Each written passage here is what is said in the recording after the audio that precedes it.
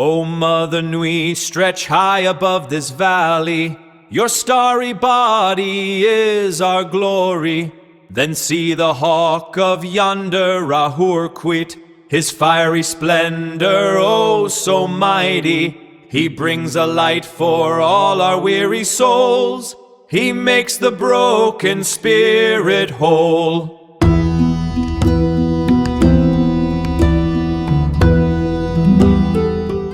Imagine taking a civilization's most sacred, ancient prayer and reprogramming it like open source software to do the exact opposite of what it was designed for.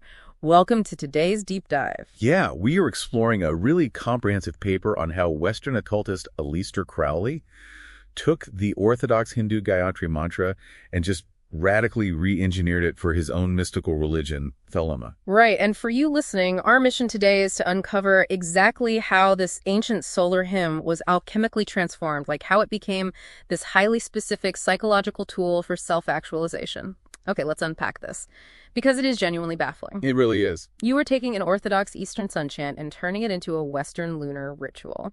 So let's look at the mechanics behind this. Well, to understand the mechanics, we first need to establish the baseline of the original artifact. Yeah. The Orthodox Gayatri is, a foundational Vedic chant directed to the sun god, Savitri. Right, for spiritual liberation. Exactly, for a moksha. It is basically a spiritual program designed to dissolve the ego into the infinite expanse of the divine. So Crowley didn't just translate it. He essentially reverse engineered the code. Yeah, he really did. It's like taking a classical sacred symphony and remixing it into a heavy metal anthem to completely alter its psychological impact.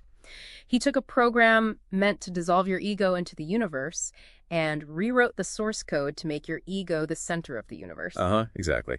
For instance, he alters the primordial starting syllable from Om to AUMGN. Right, AUMGN. Yeah, he uses a system called gematria, where letters hold mathematical value. Nope. So he mathematically tunes the chant to the number 93, which is the occult code for will and love. Mm-hmm. And on top of that, he changes the sun deity's gender to feminine. Wait, but why force a gender swap on a sun god? What's fascinating here is that the gender swap wasn't arbitrary at all. It was actually a necessary bridge to Western esoteric traditions. Interesting. Right, because in Western occultism, supreme divine wisdom, whether that's represented as the Gnostic Sophia or the Thelemic goddess Babylon, is feminine. So it completely shifts the focus. Yeah, exactly.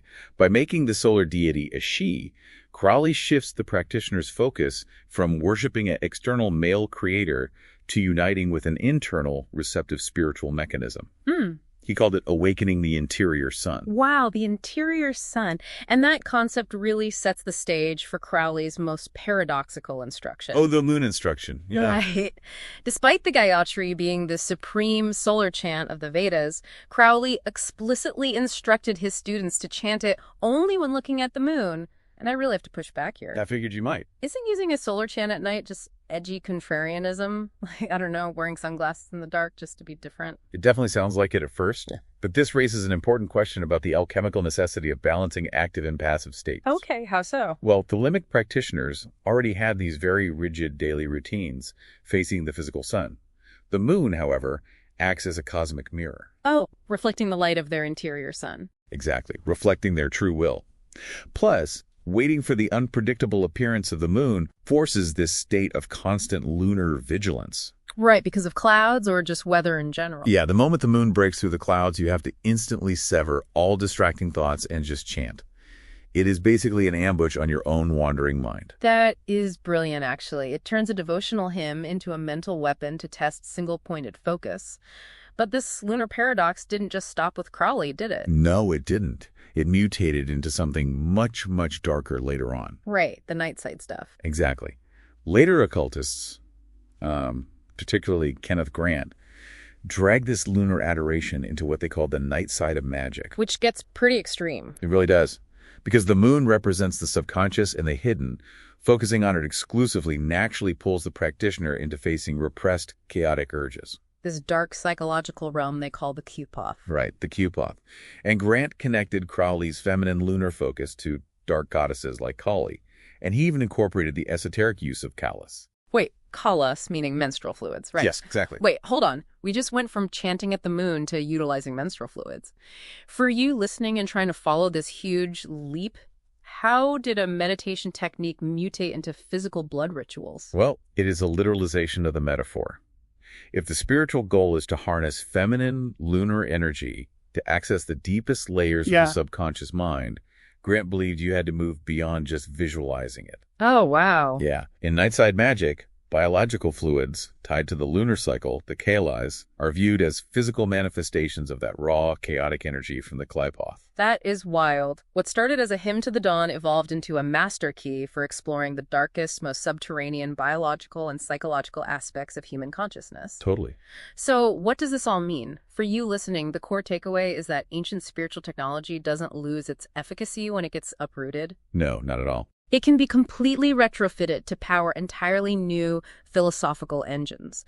We literally just watched a sonic tool meant for Eastern ego dissolution get rebuilt into a fierce and sometimes incredibly dark engine for Western self-actualization.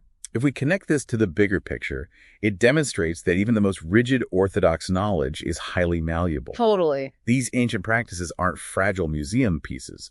They are like open-source psychological engines that can be disassembled, understood, and put to radically different uses. Which leaves you with this provocative thought.